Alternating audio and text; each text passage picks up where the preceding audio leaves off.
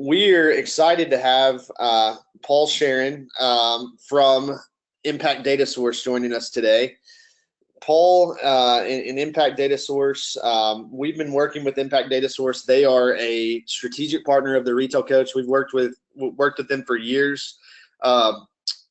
Paul knows his stuff. He knows impact analysis. He knows all that goes along with that. He's got a bachelor's of business administration degree from Temple University, and then also has a master of arts in economics from Clemson University. So as an economist and impact data source principal, Paul develops and provides support to their clients using their desktop and web-based software and models. So many of you on this webinar I know Paul, but he brings a lot of valuable insights. So Paul, we want to say thanks for joining us today. Thanks, Aaron. I appreciate it, and I'm really excited about being here and this topic that we're going to be looking at today. Awesome. Well, many of y'all know me as well. Aaron Farmer here, Senior Vice President of the Retail Coach. But we'll go ahead and get started here. Real quick, just a short agenda. What we want to talk about today, I want to spend a few minutes talking about why retail. You know, what does retail bring to communities? What does it bring to your community? And then we want to shift into really Paul's part of this, determining the value of retail development in your community. So, you know, why retail? We get that question a lot, and I'll tell you, I remember 10 or 15 years ago, or even a little bit longer, many economic developers did not look at retail as economic development. But I'll tell you, as we sit here now, retail must be a component of your community's economic development strategy. Whether it's a manufacturing or industry or office potential user that's looking to move into your community, nowadays they're looking for quality of life. Retail is part of quality of life. So I'll say that again, retail must be a component of your community's economic development strategy. Why retail? Really, there's a couple of things, and this isn't the whole list, but number one, I mentioned it already, quality of life. You know, especially the millennials, and we'll talk a little bit about millennials today, but they're looking for that quality of life. When they choose to decide where to live, what city they're going to live in, they look for retail. They look for quality of life and other things that go with retail. They really look for communities that have a little bit of everything. Is it retail? Is it entertainment? Is it food? Everything there, work as well. Also, retail brings in jobs. Might not be those primary jobs that come with, you know, office, industrial, manufacturing type organizations, but it does bring jobs into the community. Also, sales tax revenue. Many of, depending on the state that you're in, retail brings sales tax revenue directly to you. Some states have it where they distribute it evenly to municipalities throughout the state, but sales tax revenue is big. In Texas, we have Type A and Type B corporations in many of the cities that really benefit from the sales tax revenue, whether it's 1 cent or 2 cent that goes towards these quality of life type projects, goes towards economic development, infrastructure type projects, and then also property tax revenue. You know, retailers coming in, developers coming in, making an investment in your community. You also see that property tax revenue come in as well. So those are just a few of the things that we say why retail, but it's definitely important to focus on retail.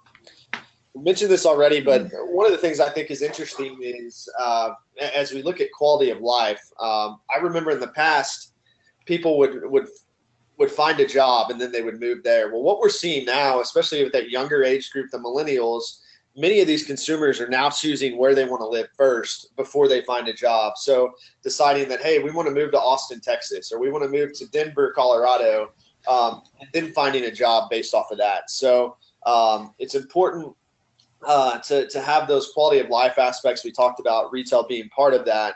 But this is a big trend we're seeing right now.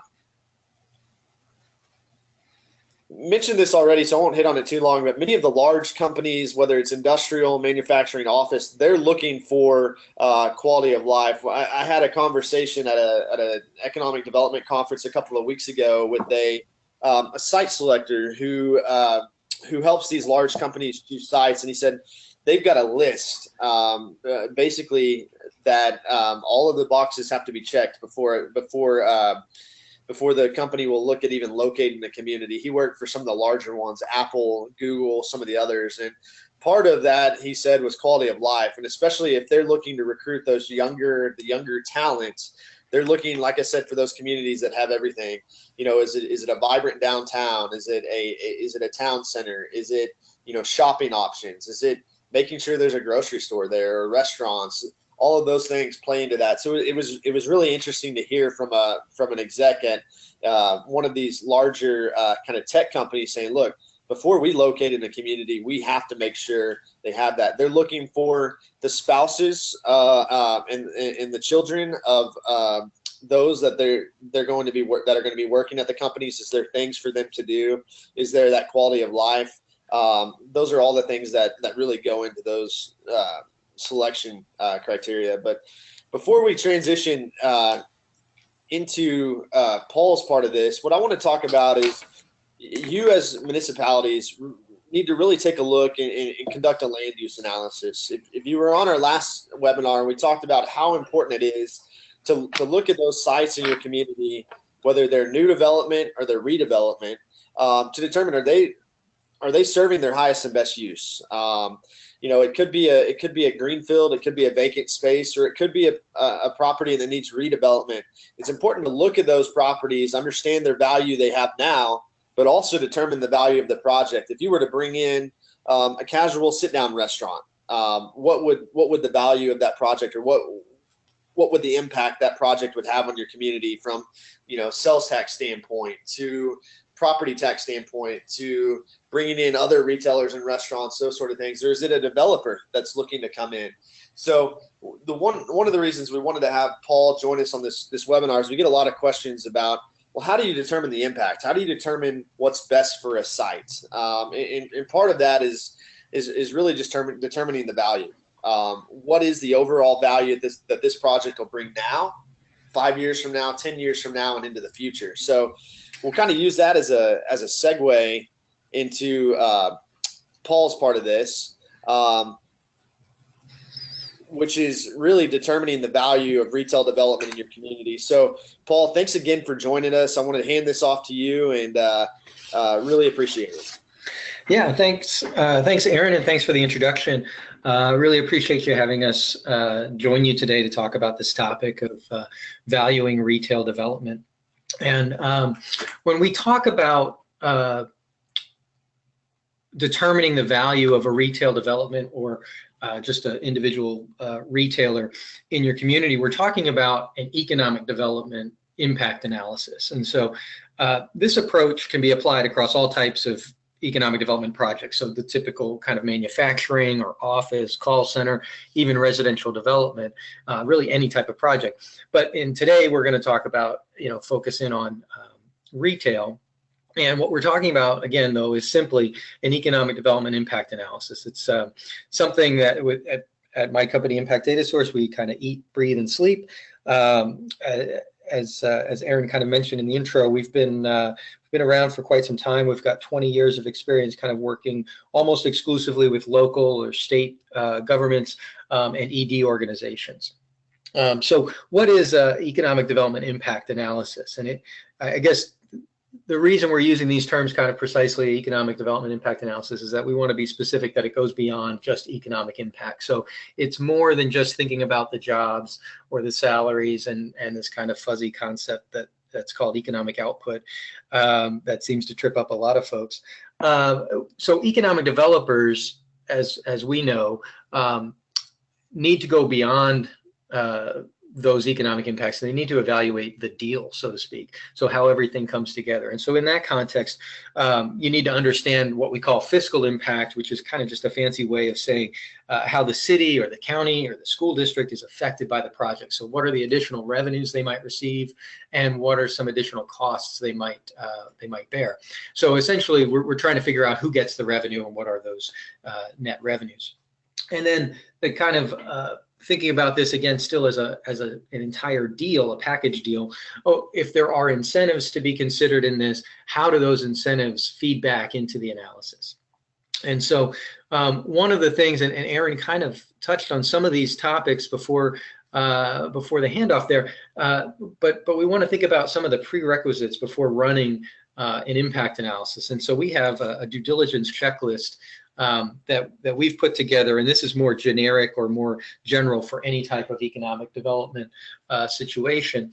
But there's really kind of four things that we think about in terms of that overall due diligence. And so the first one is kind of the business background and just understanding in this context for retail, we might be thinking about a developer or maybe even the actual individual retail business. So it can kind of depend. When we say business background, it might mean the developer. But we want to just think about that that entity that you're working with. Is it the type of business that you want to kind of bring into the community? Is it someone that you want to do a deal with? So we're talking about the individuals behind the company, maybe their track record, what they actually sell or produce there. And then the next part is community fit. And this is where, Aaron was touching on the preferences kind of more and more, at least in the millennial age category of kind of having a real strong preference for some of the quality life and amenities in an area. And so thinking about community fit is important as you're evaluating a prospective business or a prospective retailer or a development. And just trying to understand what is that actually going to do for your community. And so is it kind of taking you to where you want to go? I mean, as Aaron mentioned, if you don't have a grocery store and you can try to get a grocery store in your community, that could be a really big thing and really kind of move the community forward. The last two items in there that we're going to go into detail here are on the economic impact and the fiscal impact. And so that gets into some of these more quantitative numbers. But really the way we think about it, you have to kind of reach the hurdle or kind of exceed the hurdle there on the business background and community fit as you really think through these projects. As we get back to this idea, this concept of an impact analysis, we've got a little bit of a tongue-in-cheek recipe card for that. The ingredients, as we've kind of already talked about, that we have at least one part economic analysis. So we are going to be looking at those jobs. Are there spin-off jobs that are generated from a project?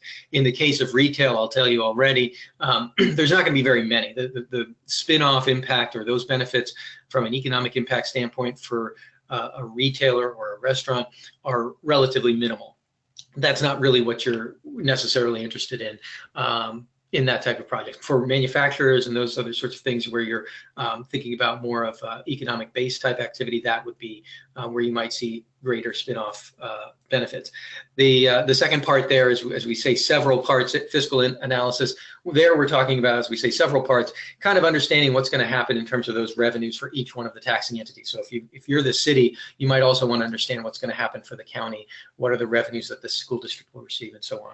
And then finally, the third main ingredient being that incentive analysis. And so if there are incentives, if it's an infrastructure grant or if it's a sales tax rebate, perhaps, how does that feed back into this whole analysis so that you can kind of really get boiled down to the net analysis and maybe calculate the ROI. And so I've got an example here that I'll walk through, actually a couple examples. The first one I'm going to do is just a kind of a Chick-fil-A restaurant, which I think most of you hopefully are familiar with. If you're not, I definitely encourage it. But a Chick-fil-A restaurant, these are all relatively standard, so we're thinking of the kind of stereotypical Chick-fil-A restaurant. So it's about 4,500 square feet. Capital investment, somewhat modest there, about 1.35 million. We're going to say, and for our purposes, kind of split that up 50-50 between the building versus the equipment and so forth. And then they're going to have taxable sales. And actually, as far as fast food restaurants go, Chick-fil-A has some of the highest sales per square foot in the industry. And so we've got $3.1 million in taxable sales, which is kind of the nationwide average, I believe. You may, depending on the specific one that's either in your community or that's coming to your community, you may see maybe less than that. I mean, those are pretty strong taxable sales. And then workers, we're just, again, 80 workers, that sounds like a lot. It certainly is. It's really a head count of workers, so that could be some combination of full-time and part-time. As you look at the average salary there, that's reflective of the fact that some of the 80 are working less than full-time. Paul, this is Chick-fil-A is a great one for us to look at first. I tell you, just about every community I go to wants a Chick-fil-A, so perfect one to choose. That's great, and you'll see that from this, you can imagine other restaurants would be similar. So this we'll look at a real kind of exciting example with the Chick-fil-A, but we can these concepts would hold true, and maybe just in different amounts across other types of restaurants. If we're talking about a Panera Bread or Wendy's or anything else really. But based on these kind of project attributes, what we've done, I've gone ahead and modeled the impact of this, so kind of determining that value. And so in this example, let me pull up. Oh, I've kind of boiled it down to kind of what we're going to look at. So first off, we're going to try to get down to net benefits. So we see in that top orange bar, the net benefits essentially, very simply, are the revenues minus the costs. And so what are the revenues? We've got those listed there. In this case, we're going to be the scenario that I ran is for a Texas, stereotypical Texas community. So as my note at the bottom kind of indicates, that it's really the revenues and these calculations that you're getting into right now to calculate this fiscal impact is really dependent on the local tax structure. So if we were in a different state that only had, say, a state level sales tax, and then that was maybe distributed in state revenue sharing some way, that this analysis would need to obviously change. But for Texas, and surprisingly, there's a lot of communities or a lot of states that are kind of set up in the way that Texas is, and that the local city or the local county might receive some local sales taxes. So in our setup here, we've got revenues consisting of sales taxes, property taxes, some building permits and fees. So if there's going to be some construction with this new building, they may have to pay some revenues to the city, that we want to capture those. We've got utility revenue. That's as we're thinking about this, these are city-owned utilities. So if the city is providing maybe water, wastewater, solid waste, those sorts of services to the restaurant, we can pick that up as a revenue. I'll give you a sneak peek at the costs. We're gonna account for some of the costs on that side of the utility, on the city-owned utilities. But then we have utility franchise fees, which are kind of the utility franchise fees are typically charged to the utility provider. So for example, like electric or natural gas are common ones, where there might be a 4% or 5% franchise fee that's charged to that utility provider for the use of the right of ways throughout the city. And so to the extent that this project is going to be using some of those utilities, the city might see some increase in those revenues. And then we have just kind of a catch-all for some of these other revenues that the city might receive as just an overall increase in the general activity in the community. So things for some other taxes, charges, fines, and fees. And then on the cost side, as we already mentioned, the city-owned utilities will be one thing that we need to account for. So if we're accounting for the revenue, we want to balance that with the cost to provide utilities. In a lot of cases, what we see is that that a city will make a little bit of a margin as they provide utilities, maybe a small percent, somewhere around 5% maybe of a profit margin, so to speak.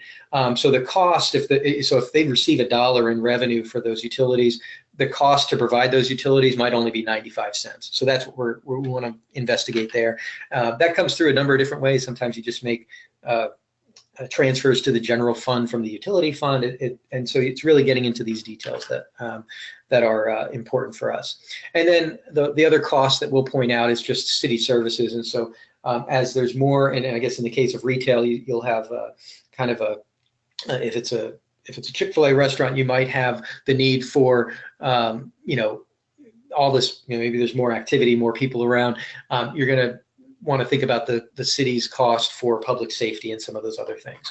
So as I ran all of this information through, and I kind of put this in a kind of a hypothetical Texas city, and I came out with this summary. So on the left-hand side, we're just showing our economic impact. So what are the jobs that are being created? It was 80 direct jobs. There's just a handful of spin-off jobs.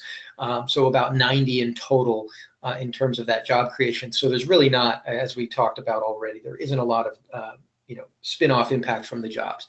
With respect to salaries, also there's $20,000 average salary. The spin-off workers actually make a little bit more. So the average across all of the workers is about 22,000.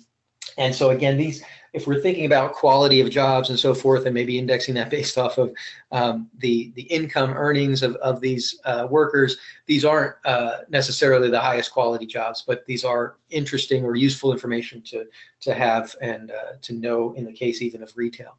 Capital investment, as we mentioned, was 1.35 million, and then we have something called residential development, which for retail, we don't really expect a lot of folks to necessarily move to the area to fill positions at this restaurant or a retail establishment. So it's relatively modest. We could have even zeroed it out maybe, but for the purposes of just kind of showing how all of these things come together, we can think about anytime that you have more employment opportunities in an area, you might expect to see some increase in folks living in the area or even residential construction.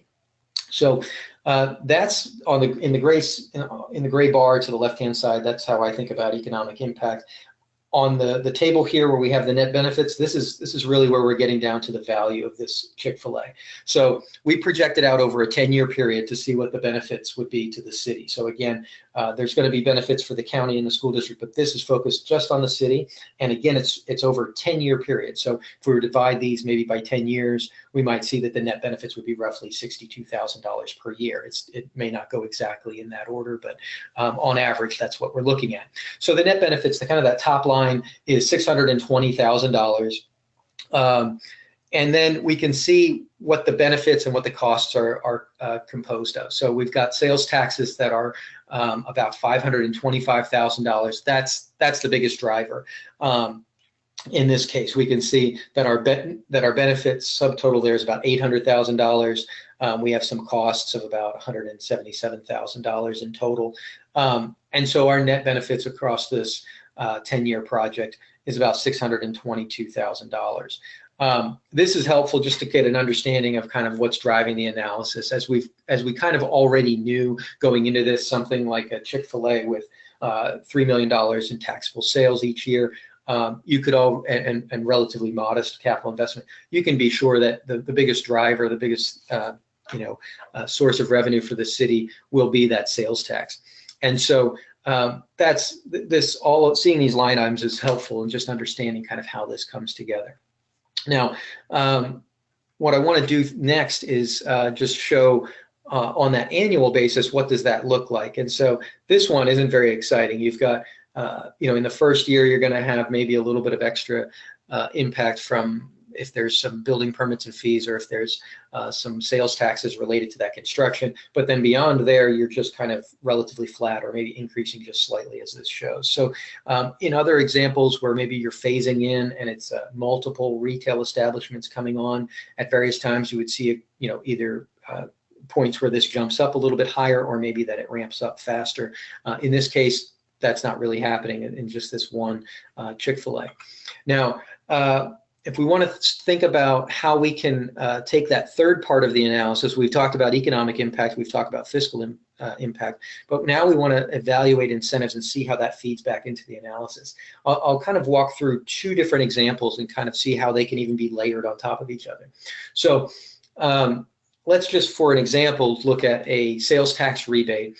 And let's for this example, think about a 50% sales tax rebate on the Chick-fil-A sales for 10 years. And so what's that going to do? It's going to reduce the sales tax revenues to the city, which of course reduces that overall net benefit to the city. And so this isn't necessarily an endorsement or a suggestion that you should do this, but we're going to just show how that comes back and affects the bottom line for the city. The other incentive that we can think about is maybe like an infrastructure grant if we need to get some site work done, or the city wants to or is thinking about assisting with some sort of infrastructure at that site. And for my example here, I'm just going to say maybe $150,000 for an infrastructure grant to be paid out up front. What we're going to do as we look at it here in just a slide or two, the infrastructure grant is going to be thought of as an investment And that return on investment are going to be those net benefits that we're talking about that we've looked at. And so by having that kind of framework in place, we can calculate an ROI on that infrastructure grant based on what that Chick-fil-A restaurant will be doing for the city. So first off, let's stick with that sales tax rebate idea. So I've got a little bit of additional text here in our description of the project. So the city is considering a 50% rebate, and the city in this case has a 1.5% sales tax. And the value of that, if we kind of do the math on $3.1 million per year over 10 years, maybe there's a little increase, we rebate 50% of the 1.5% sales tax, that's about $250,000. So now we can look at our net benefits, and those net benefits have changed. If you remember before, it was over $600,000 as our top line net benefits. If you remember before, our sales taxes were about $525,000. And essentially by modeling the 50% sales tax rebate on those sales, our sales tax revenue and our net benefits have fallen by that amount of the $254,000. So this still has a positive net benefit over 10 years. We're still looking at over $300,000, over $350,000 in net benefits over the time period, but it's certainly not as high as when before we considered that sales tax rebate. Now, let's assume now that we want to add that incentive analysis. And so we kind of typically do this with a graph here that helps us see it. So this is before we enter in that incentive, we're taking a look at our setup here. So as I mentioned, the return on the investment is going to be equal to the net benefits to the city, and that's what we're graphing here in this chart. This orange line is showing us the cumulative net benefits to the city. If we remember from that previous slide, it was about $360,000, $368,000, and that's where we're at right here. And this by year 10, it stretches up to $368,000. You can see it's relatively kind of a straightforward line. As we mentioned, there isn't a real any big ups or down in the net benefits over the time period. Now, if we want to say, let's add in, we've got the sales tax rebate in there, because remember the $368,000 was with the sales tax rebate. What if, in addition to that, we wanted to offer a $150,000 infrastructure grant? And so we're going to represent that infrastructure grant, that incentive, that investment as the blue box shown it paid out in year 1. And we have a dark blue dashed reference line to kind of show us the total value of that $150,000 incentive stretching across.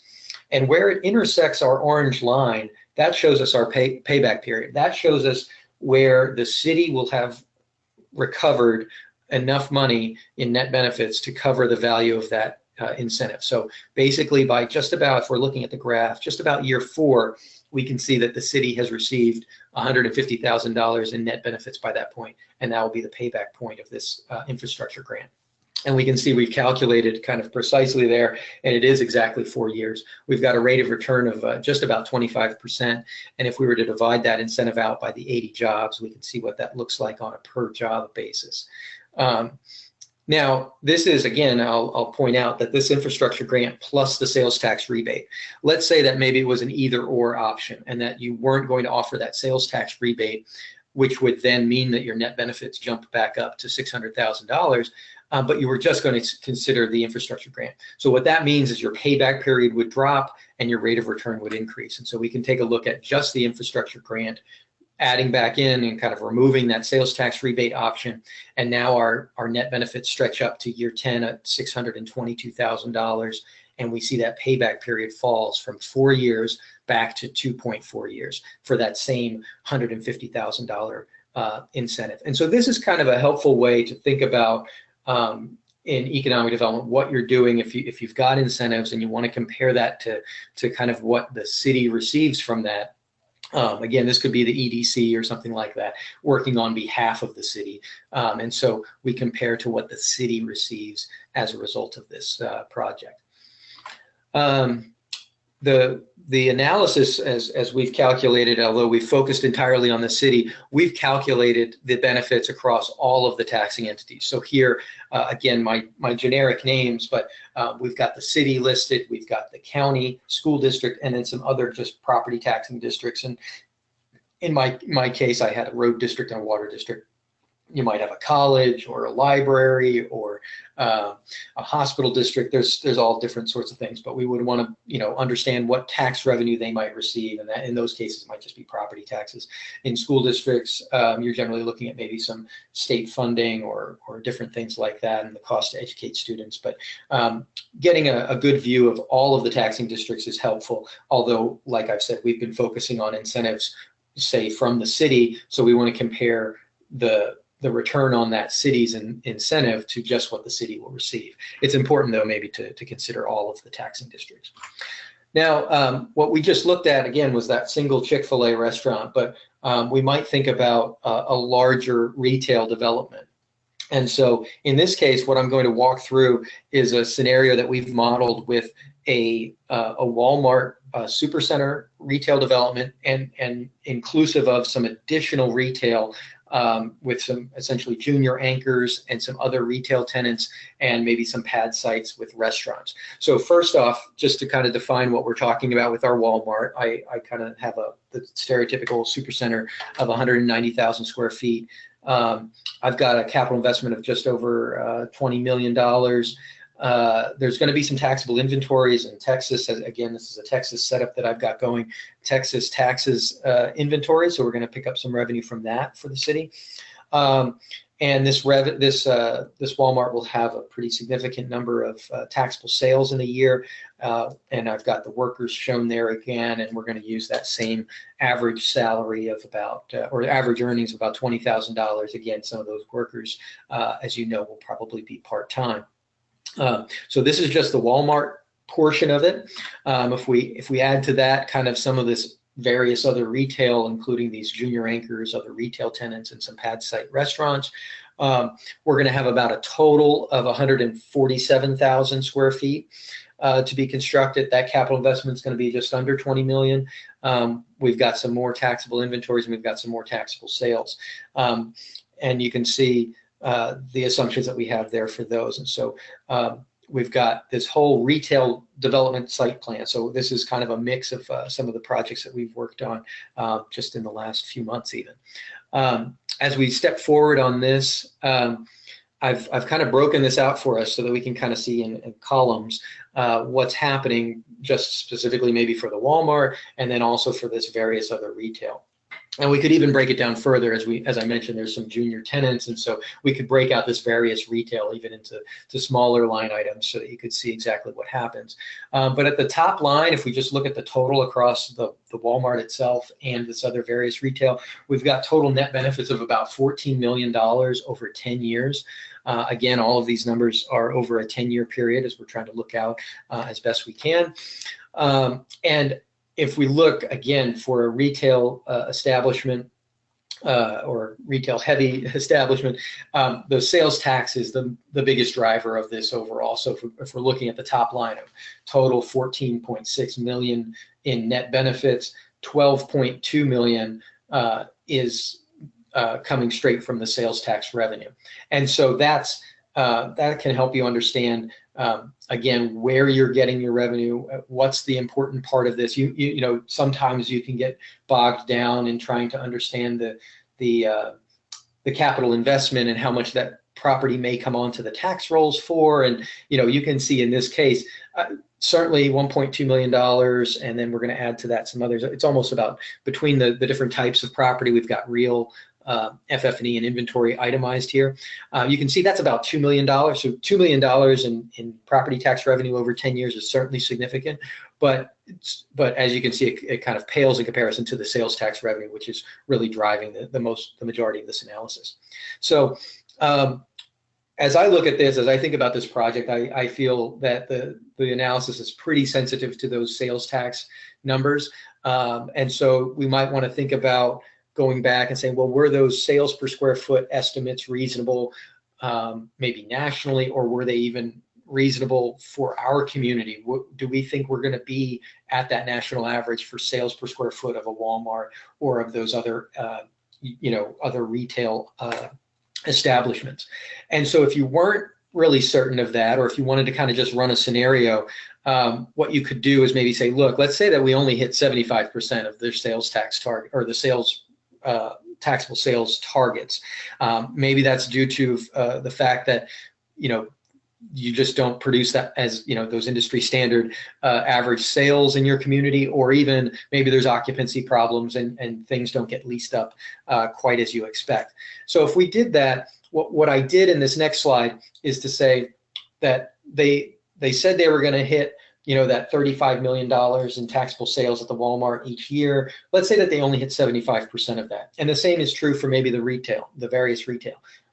If they only do 75% of their sales, how does that affect our analysis? And you can see our property taxes and some of these other things have not changed, but our sales tax number has dropped. And I think we're at 14.6 before. Now we're down to 11.6 million in net benefits across the 10 years. That's certainly a significant drop, but we can still see what we're looking at. And now, to the extent that maybe a 75% sales scenario affects the viability of the overall project, that hasn't really been considered here. But you can do certain types of analysis just to try to get a little bit more comfortable about what is really driving the overall numbers. And that, again, in this case, we're trying to add up multiple establishments, multiple retail or restaurants components into an overall development scheme to try to understand what that's going to look like. And in those cases, a lot of times what we see is potentially, as a city is trying to encourage this type of development, they might be looking at some financing sources that maybe if it's a certain kind of a bond or something like that can be backed by some of the sales tax revenues. And just trying to see how that whole deal comes together. But using these numbers, really getting down to these net benefits, can help you kind of take those next steps of working on some creative financing to make this kind of development happen. Aaron touched on this earlier, and so if we think about this is left as a question almost, as retail development as economic development, and so these are things that I think are true as we've kind of walked through the analysis that I've shown here. But for communities with a local sales tax, retail developments can provide a large source of revenue. We've seen that. If you don't have a local sales tax, or you don't get revenue directly from that sales tax, it really has much less of an impact for you. It'll be much more modest. And then for communities without much retail, in the area immediately, the retail development or new retail development can really improve the quality of life for residents. And so it prevents, or it kind of cures that problem of folks needing to kind of take that weekly trip to the grocery store or maybe even monthly trip to the Walmart in a town that's maybe a little bit further away. Now, as we think about this, just again from economic impact standpoints, destination retail, those are things where maybe they have a larger draw. It's not just a grocery store where maybe everybody that goes to the grocery store is a local, but things like the Cabela's or the Bass Pro Shops, things that are drawing folks from a larger area. That destination retail has the potential to kind of draw new dollars into your community. But there's a few things you should think about with that. So the nature of retail just is such that very few of those retail dollars actually stay in the economy. So you may get some of the sales tax revenue from there. The workers, are going to have some jobs, but you think about the retail products; those are not really manufactured in the area. They're kind of coming into that store and then going out with the customers. There's not really a lot of benefit that might spin off through the economy in the same way as if products were actually manufactured there in your economy or in your area. And then obviously the profits from retail businesses will probably go back to that corporate owner located outside of the area. And so the point here is just that understand that with retail like this, even on destination retail, a lot of those dollars are not going to stay in the economy. They're going to be going other places. Another thing to be aware of, and I mean, I think it's probably pretty clear, it's not that folks really see the jobs from retail being some sort of end all be all, but the jobs are relatively low paying. They probably don't provide a lot of opportunities for advancement, but at the same time you have that that you have that income that could be generated for individuals in your community. And so just to sit back and say, well, we only want to employ CEOs in our community, that's going to be a tough sell in a lot of cases. So there's certainly an argument for jobs, even if they're more modest paying like these related with retail. You just want to understand their place. And then the final line item here is, should we really be offering an incentive for retail development? And I think the answer to that really goes back to kind of what we looked at on that due diligence checklist, and understanding the role that the retail development will play in the community, and kind of taking it to where it needs to be. And so if some of those questions can be answered kind of satisfactorily, then I think it may make sense. But in many cases, it may not be the best use of economic development efforts in kind of just chasing some of these retail projects. Yeah, Paul, let me add a little bit to that too. I know you and I have had this discussion before, but we're not huge fans of incentives at the retail coach unless it's projects that are going to have a larger impact on the community. So, is it going to is that development or that retailer that's coming in, is it going to increase the size of the retail trade area? Is there significant, sales tax revenue? But, we really stress to our clients that you need to look at what is that overall impact, kind of what you've looked at today, Paul, because there are different incentive options out there, whether it's a 380, sales tax rebate agreement, or whether it's, from some infrastructure improvement or just some infrastructure incentives, to really look at what you talked about here, that overall value of the incentive. Where do you get the most bang for the buck if you are going to incentivize retail? So just wanted to add a little bit to that. Yeah, that's absolutely right. I think you have kind of the right angle there on it. I mean, if you can kind of wrap it into the overall kind of the strategic plan, so to speak, in the economic development terms, the strategic plan for the community, and understanding what role retail will play and how you can help get there. And even apart from those kind of hard dollar incentives, as you might be thinking about, just assisting with retail development from an economic developer for all of these other things that economic developers do that isn't just necessarily making a contract or a deal on something, but all the other support that you can do to kind of encourage the retail development. Those are important things, and understanding the value of the retail will help you kind of see that those are a good use of your time. Absolutely. I got just a couple more slides here. I've got a couple screenshots I'll just go through briefly here. These screenshots are essentially of our online model impact dashboard, which I used to produce kind of all of these the materials today. And you can see in this example, I've got a manufacturing project that I'm looking at. So retail, manufacturing, headquarters, any of these different things, we can kind of run through the model and kind of boil it down to those net benefits in this same approach. And so we've just got a handful of screenshots of that. And then I want to talk about, just finally here, kind of getting back to this final idea of economic development impact analysis, and some of the final benefits of it for economic developers or cities and even states. Using an economic development impact analysis is a way to kind of undertake a consistent methodology and messaging. So you're able to, as you boil everything down to those net benefits, you can compare kind of on a common basis, no matter what the type of project is. So if it's retail, you can look at net benefits. If it's manufacturing, you can boil that down to net benefits. Maybe it's a little bit heavier on the property taxes in that case, and less heavy on sales taxes. For headquarters, for even events that happen throughout the year, all of those types of projects can be boiled down to net benefits, and then you can be able to compare those or think back as you work on multiple projects over time. How your approach changes depending on what type of project it is. Using a model or using an impact analysis like this, the board and council, city council can really understand and get comfortable with the approach. They know that it's not just some sort of ad hoc analysis that was thrown together by the retail developer that showed only the good sides of the project. But if you're going to have if you implement kind of a standard process, you'll know that all projects are scored kind of on that same basis.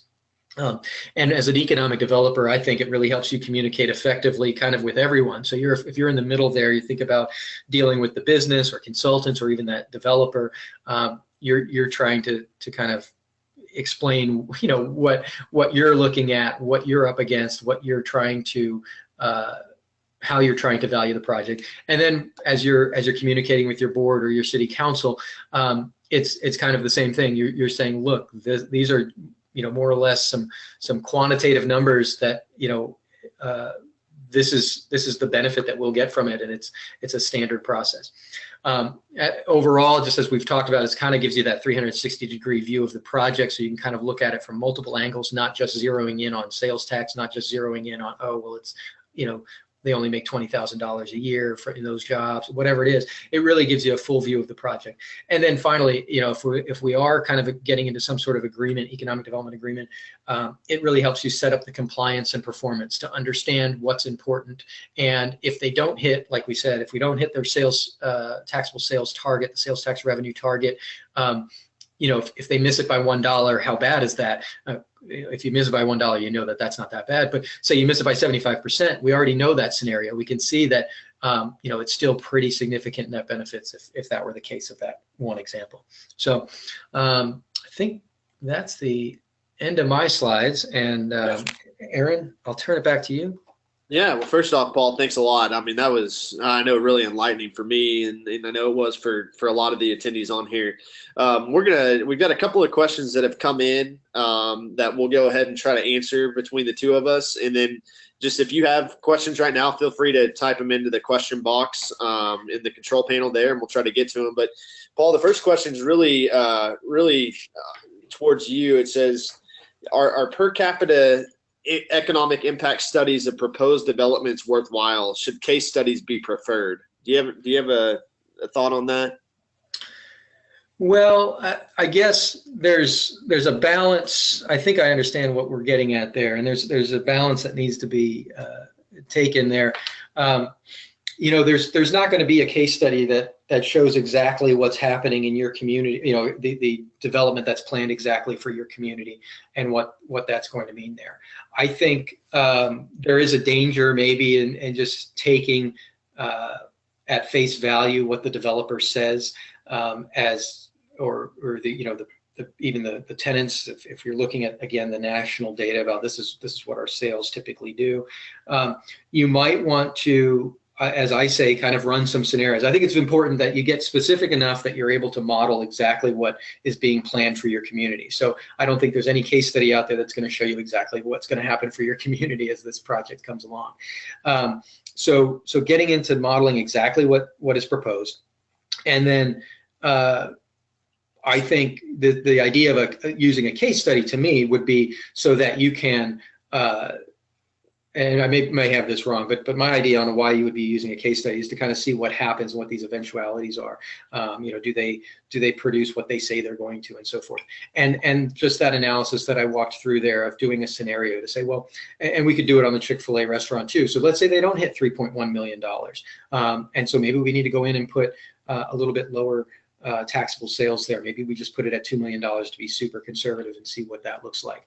But being able to do those kind of scenarios, that what if, I think is really the way to handle it, and gives you that, really specific analysis. And I mean, honestly, if it were, I think the point of this to me is that these aren't necessarily that expensive to do.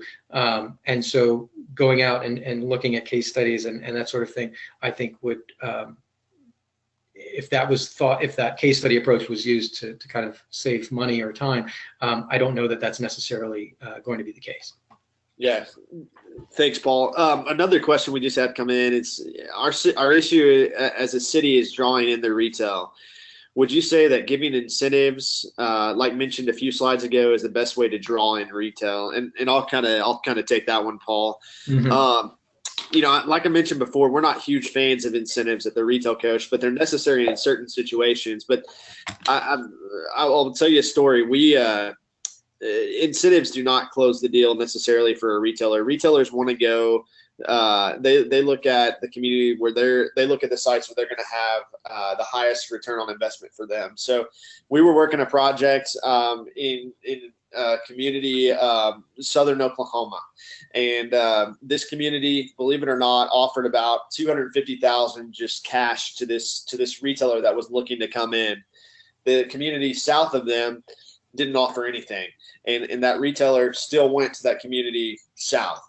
So incentives are not the kind of end all be all. What you have to do as a community is just show that there is value to this retailer. Show them that, hey, this is where my consumers are coming from. We have a large enough trade area to support you. This is where you're going to pull from. So you're going to have to work a little bit harder to convince these retailers and restaurants that incentives might help, but that's not the only way to get a retailer in there. It might be part of the process, but you really need to be able to show to these retailers, to these restaurants, developers, that you have a trade area that will support their business, that you have enough people there, the incomes in the community, those sort of things. So the quick answer is, incentives are not the only answer. But hopefully, hopefully you can show that there is a benefit to them coming to the community, be able to show them that this is what they could do from a sales standpoint, and even that impact analysis would help as well from that standpoint. Paul, would your models? Another question: would your models be used in TIF incentives also? Yeah, absolutely. We've done, and so we work a couple different ways. We have models, like web-based models that we customize and put out there for clients, and we can build into that tax increment financing districts where either maybe the entire city's portion or county's portion of the property tax rate is kind of put into the TIF and diverted from the city's actual line item. Or maybe it's a percentage of the city or counties. But yes, we've done those again as a model, as kind of a tool that our clients can use. But we also do studies kind of on an individual basis too, on kind of on a one-off or as needed basis for some of the more unique development scenarios. That would be what we would probably recommend. Might be the easiest way to do it. But our model, our online model and desktop models can handle quite a bit too. But certainly TIFs are fair game in those. Another question headed your way. Are the sales figures for the development provided by the retailers? And if they don't meet those sales figures that are provided, can the incentive be revised? Yeah, so I would say that getting information from the developer or by the actual retail tenants or the proposed retail tenants would be a good place to start. A lot of times they may have access to other, kind of the national sales data that you can't necessarily find. But I would definitely, number one, kind of at a first blush, probably before you get done reading the email, just do a sanity check on it and to say, like, does that seem reasonable that they're going to have $9,000 in sales per square foot? And if it was $9,000, I would say no, that's not reasonable.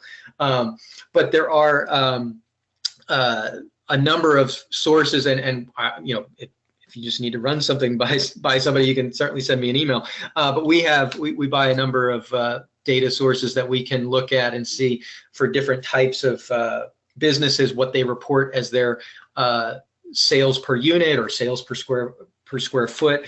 A lot of that information, especially for publicly traded companies, is available kind of in their financials that they have to produce annually. So a lot of that information is out there that you can kind of do some sanity checks on. Again, I would suggest that, if your community, if you want to be a little bit conservative, you say, well, maybe we're not exactly the national average. We can pull back from that. Even if you think maybe, hopefully, fingers crossed, it'll be, exceed that national average. Maybe you just start a little bit lower. From the second part of that question, if they don't meet certain sales figures, can you revise the incentive?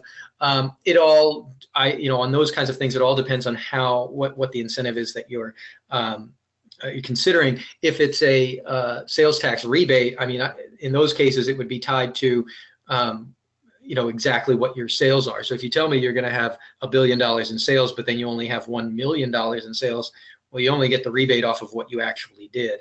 On other things, it may be if you're phasing it out and not paying it all up front necessarily, those can be adjusted over time. Certainly, the tying it to their actual output is the best way to do it, in my opinion, just so that you don't get into situations where you've paid things up front and now you need to try and go get that back. Things like infrastructure are a little bit less. As I mentioned before, we were thinking about an infrastructure grant, say of 150,000. Those things, hopefully that infrastructure they can't kind of pack up and take with them. And so to the extent that maybe the business fails or that things don't work out, that maybe, they're not going to dig up the water line or take those curbs with them. And so you'll still retain that as a benefit. Perfect. Well, I think that's all the questions today. I've got on the screen Paul's contact info there, and also myself, our contact info. And what we'll do is later this afternoon we will be sending out an email to everyone that has, again, a link to the webinar. It also has the PowerPoint presentation. So if you have any questions, feel free to reach out to myself or Paul at impactdatasource.com. And, we'll be happy to help in any way we can. So, again, Paul, thanks a lot for joining us. And I want to thank all the attendees for sticking with us. And y'all have a good rest of the day. Thank you.